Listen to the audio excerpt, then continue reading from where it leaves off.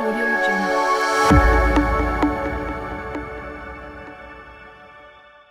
So this is related to security. So what should owners know about keeping the customer data and their systems secure? Like, how do you manage security?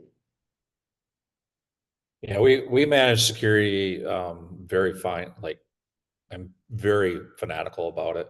I keep things stored offline that would be sensitive to our business as far as like customers or your customer database.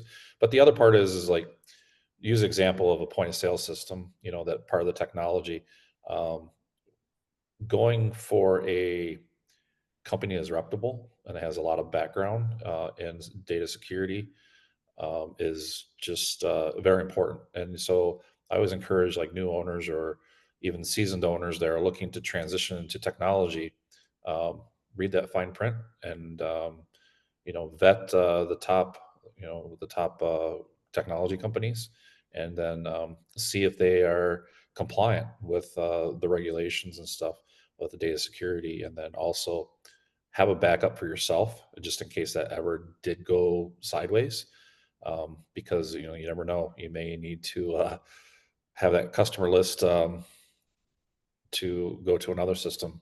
And if I could just say on the customer list, I always tell people my customer list or our customer list is much more valuable than our actual building.